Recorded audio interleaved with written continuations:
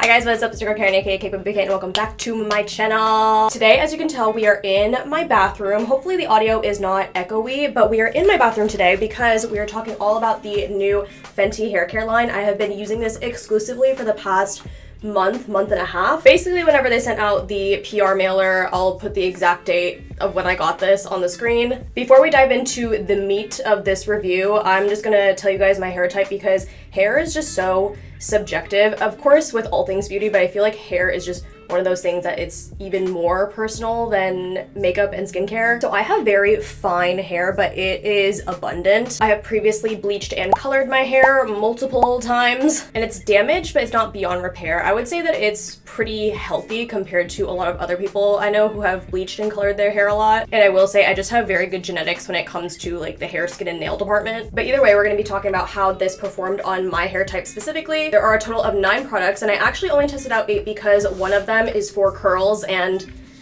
that's not for me. But let's get into it.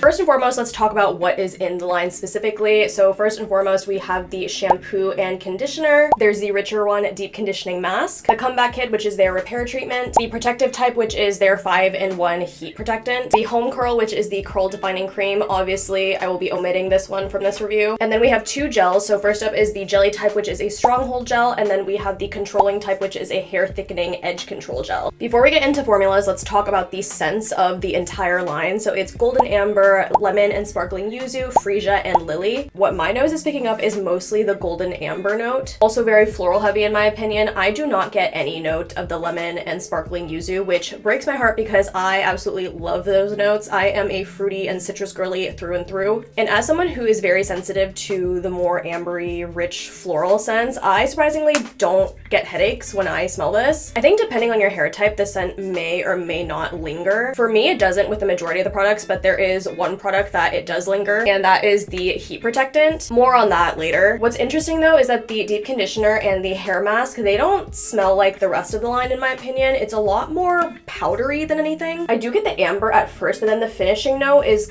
again kind of like a more powdery floral. I am not the biggest fan of powdery scents, so I just don't like how these ones smell specifically. But moving on, let's talk about the formulas that all of these have. They have something called Replenicor 5. It's described on Fenty's site as proprietary technology, and I was doing a little bit of digging. It took me a really long time to even find out what the 5 ingredients are in Replenicor 5, but I found it, so you don't have to. It's amino acids, green tea extract, Barbados gooseberry, which is an homage to where Rihanna is from, upcycled jackfruit extract, which I'm curious on how it's upcycled, and hydrolyzed vegetable protein. And the main reason why I was curious about these 5 ingredients was because I was wondering what type of protein they use. I've learned from a hairstylist that if a shampoo or conditioner or any hair care product uses protein that is animal derived, it is possible that you can over protein your hair, and ultimately that's going to lead to more damage. Luckily that shouldn't happen with this line because they do use a vegetable protein. Now with that out of the way, let's get into the nitty gritty. I'm going to be talking about each product individually. Well, that's a lie. I'm going to be talking about these together. First up is the shampoo and conditioner. This is both from the same line, even though they're different colors and they have different patterns on the top of the caps. That is just a very picky note. Overall, these are my most enjoyed products out of the entire line. This is a moisture repair shampoo and conditioner, and it definitely delivers that moisture. I was using an Oribe shampoo and conditioner, and it completely dried out my hair, and it wasn't until I stopped using it that I was like, oh, that is the issue. So these two really do provide that moisture, although I have heard people say that it does kind of weigh your hair down if you have more fine hair. But fortunately, that is not the issue for me. The shampoo lathers very well. Sometimes with other shampoos, I have to shampoo twice because my scalp gets really oily and grimy and I use a lot of dry shampoo. But I found with this one, with one intentional use and like scrub on my scalp, it's able to get rid of everything. And I really don't have much else to say about the conditioner other than I like it just as much as the shampoo. Next, let's talk about the repair treatment. This is called the Comeback Kid Instant Damage Repair Treatment, and honestly, I didn't really see it working much for my hair. However, my hair is really picky when it comes to repair treatments. There are very few that I've tried that I think actually work on my hair. All right, next up is the Richer One Moisture Repair Deep Conditioner. This is just a personal gripe of mine, but I hate when hair masks come in like big tubs like this. I know a lot of people like it,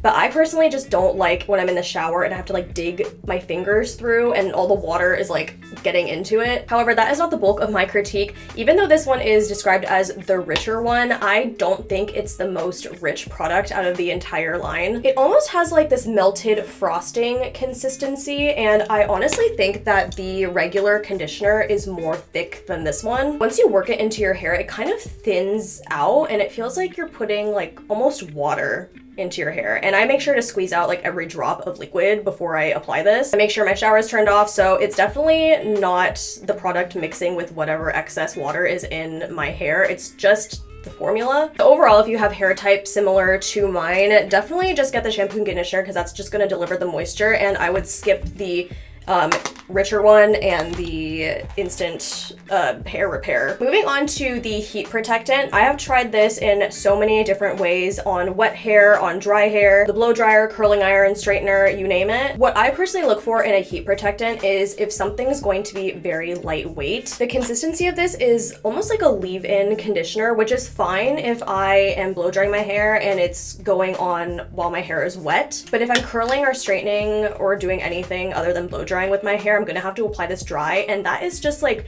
to me, a sensory nightmare. I hate putting like heavy creams on dry hair. I'd rather use something a lot more thin. And going back to what I touched on previously, the scent with this one lingers so much more than any other product from the line. I'm not sure if it's the nature of you applying this to your hair and then immediately applying heat on it afterwards, but it just makes it like extra fragrant for some reason. And I found with heat styling it, especially with curling and straightening and whatever clamping you're doing with heat, it makes your hair a little crunchy, which I don't know. In my mind, it makes me think that it's actually damaging my hair instead of protecting it. And this next thing is just a very, very personal gripe. I don't know if anybody else will care about this, but whenever I wash this from my hands after applying it, it lingers on my hands a lot. So much so like you use soap and you're trying to scrub it off and it just will not come off. It just creates a film on your hand, which I'm wondering if it's a good thing even because it's kind of creating a film on your hair. And I have noticed that if I use this on wet hair and then I blow dry,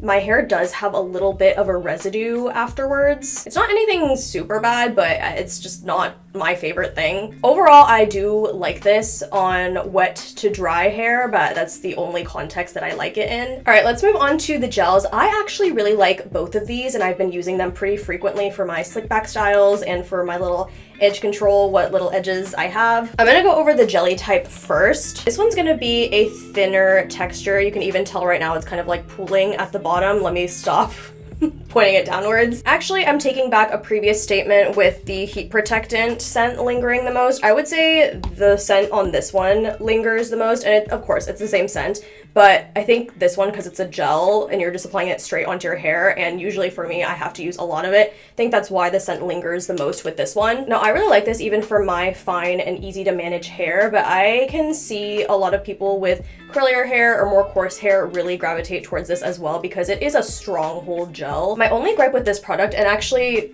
this one too, is that I am just not a fan of the cap right here. I feel like it's a lot of extra plastic. It's a lot of, I don't know, like unnecessary component aspects. I would much rather just like take the cap like this and just dig my fingers into here. Like the walls of this are very, very high to where I feel like it's kind of hindering me being able to grab product. And I think it's even more apparent with this one. Like she's deep in there. So I'd much rather just open it like this. I think that's so much easier. But let's talk about this one now that we're here. This is the controlling type hair thickening edge control gel. Now, hair thickening right up my alley because I, again, have super fine hair.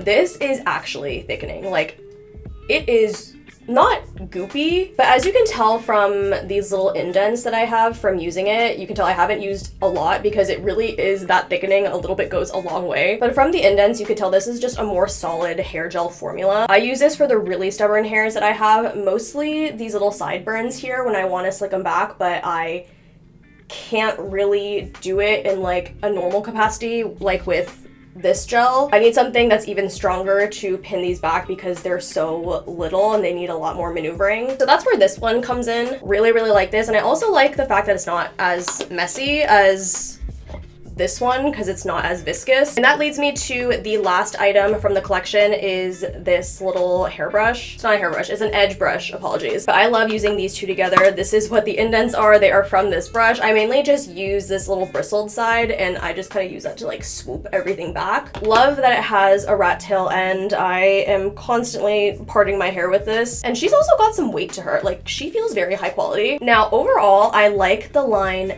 enough. My standouts are obviously the shampoo and conditioner, the two gels, and the edge control brush. If I'm being completely honest, if I were to keep using these products and eventually run out of them, I don't think that I would repurchase them. And the reason for that is because I feel like this is such an era of hair care. Like, in 2016, we had makeup.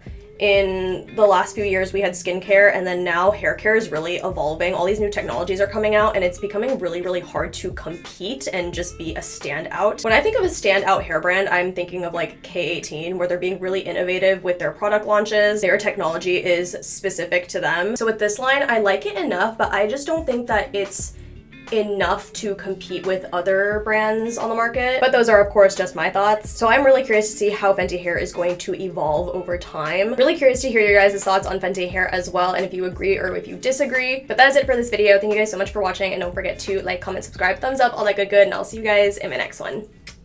Bye!